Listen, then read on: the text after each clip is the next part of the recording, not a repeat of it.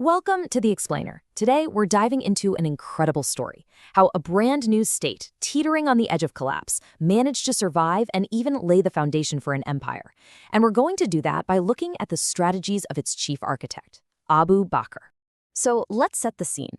Imagine this. You've got a brand new fragile state. It's being torn apart by internal chaos. And to make matters worse, two massive superpowers, Persia and Byzantium, are sitting right on your border, just watching, waiting. Talk about a moment of supreme vulnerability, right? Well, this was the exact challenge facing the first Caliph, Abu Bakr. And his response? It wasn't just about survival. Oh no, it was about reshaping the entire course of history. I mean, he inherited a community that was on the absolute brink. Right after the Prophet's death, rebellions just exploded all over Arabia. These became known as the apostasy wars. And of course, the big empires on the borders, they're looking at this and thinking, maybe this is our chance. So the first most urgent job was to lock down the state's foundations, to protect it from enemies inside and out. So faced with these just monumental threats, Abu Bakr's response was, well, pretty unconventional. You might think the first move would be a huge invasion, right? Nope. He started with a brilliant psychological campaign. He just got it. He understood that perception is power. It's like before you can win on the chessboard, you have to win in your opponent's head. The #1 goal was to create this sense of awe, this deep, profound respect for the new Islamic State. So what does that even mean, instilling awe? It's not what you think. It wasn't about being aggressive or just using brute force. It was all about showing this unshakable internal strength. It was about sending a message. Hey, we're not just a flash in the pan. We're here to stay. And here's where we see that strategy just click into place. As Abu Bakr put down those internal rebellions one by one, word of these victories starts to ripple out. You can bet the Persians and Byzantines were watching closely.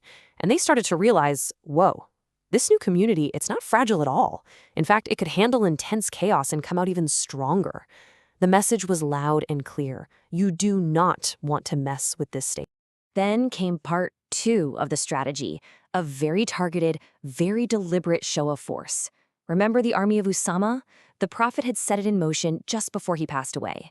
Well, Abu Bakr made sure that mission was completed. This highly disciplined, incredibly effective army raided Byzantine lands and came back victorious. Now that was a power move. It sent absolute shockwaves through the empire, projecting strength way beyond their borders. Okay, so with that powerful image firmly established, Abu Bakr shifted gears. He moved from psychological strategy to the nuts and bolts, the practical science of military planning. See, he wasn't just a leader giving orders. He was the chief architect of everything that was about to happen. And his strategy was just so methodical, it's brilliant. Take step 1. Isolate the battlefield. Before his main army would even think about engaging the Byzantines or Persians, he'd send a smaller force to a key location to act as a shield. What did that do? It completely cut off enemy reinforcements. It was genius. It meant his army could fight on a single, secure front. It was all about controlling the game board before the first piece was even moved. And when you look at the whole plan, what's really fascinating is you see this complete system. This wasn't just about heroic charges. No, this was a sophisticated operation. We're talking high-speed, secret communications with his commanders. We're talking about incredible logistical planning, getting supplies ready before the heat of battle, and maybe most importantly, a kind of strategic patience, never pushing too deep, too fast, securing every single inch before moving on. Every single piece of this puzzle was crucial. But here's the thing. All this military strategy, it's only half the story, because how they fought was completely tied to why they were fighting. The other half of the equation was the set of core principles that guided his rule, and these principles would completely change what conquest even meant. Which brings us to a central question. Was the goal conquest, or was it justice? And Abu Bakr's policies for the lands his armies entered, well, they were designed to give a very clear and pretty radical answer. You see, the stated goal was always about spreading justice and getting rid of oppression. Abu Bakr was absolutely determined that people would see a real, tangible difference between his rule and the empires they were used to. The point was never, ever to just swap out one tyrant for another. And this whole idea was rooted in a core guiding principle, straight from the Quran. It basically says that faith is something in the heart. You can't force it on someone. So following that prophetic legacy, Forcing someone to convert was completely off the table.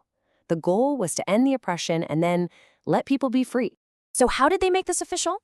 This principle was put into a legal framework, a kind of covenant. If you were a non-Muslim in these lands, you entered this agreement. You'd pay a tax, the jizya, and agree not to work against the state. In return, you got full military protection. And, this is the crucial part, you were totally free to practice your own religion and live by your own laws. And it's this unique mix, this blend of really shrewd, strategic thinking on one hand, and this deep commitment to ethical rule on the other, that really defined Abu Bakr's legacy.